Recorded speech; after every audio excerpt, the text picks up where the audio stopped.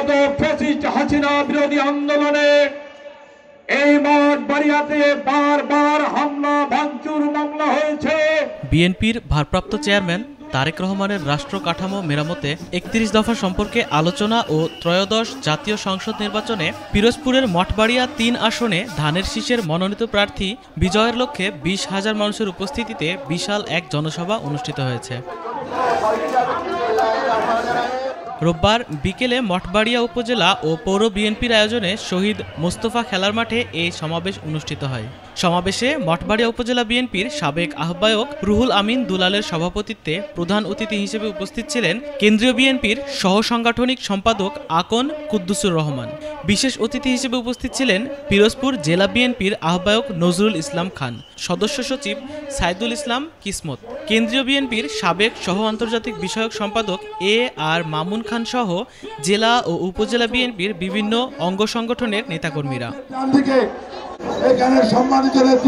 এ সময় কেন্দ্রীয় বিএনপির সহ সাংগঠনিক সম্পাদক আকন কুদ্দুসুর রহমান প্রধান অতিথির বক্তব্যে বলেন, বিগত ফ্যাসিস্ট হাসিনা বিরোধী আন্দোলনে এই মঠবাড়িয়াতে বারবার হামলা ভাঙচুর মামলা হয়েছে।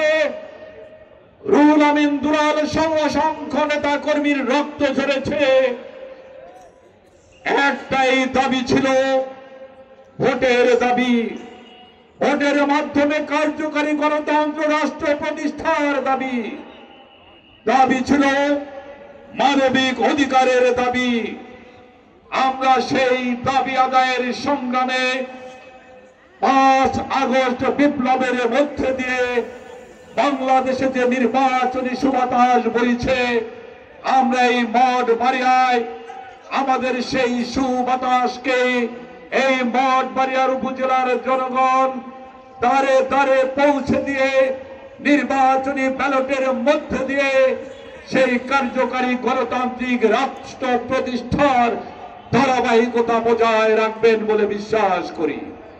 আগামী ফেব্রুয়ারিতে নির্বাচনের আগ পর্যন্ত আমাদের সমস্ত কর্মকাণ্ডের মধ্যে একটি কর্মকাণ্ড প্রাধান্য পাবে, তাহলে আমাদের প্রার্থী এবং ধানের শীষকে বিজয়ী করে এবং এই অঞ্চলে বিএনপির শিকড় মাটিতে গ্রথিত করার এটাই সর্বশেষ সুযোগ। আমাদের দলের ভারপ্রাপ্ত চেয়ারম্যান একটি স্লোগান আমাদের শিখিয়েছে, সেটি হচ্ছে সবার আগে বাংলাদেশ।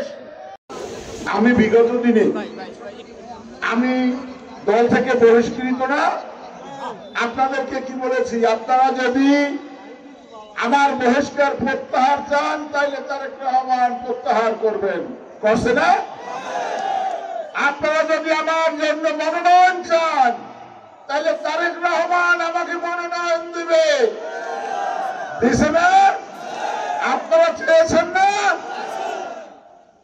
এখন আগামী ফেব্রুয়ারির নির্বাচনে আমরা তারেক রহমানকে এই পিরোজপুর ৩ মঠবাড়িয়া আসন উপহার দেব না?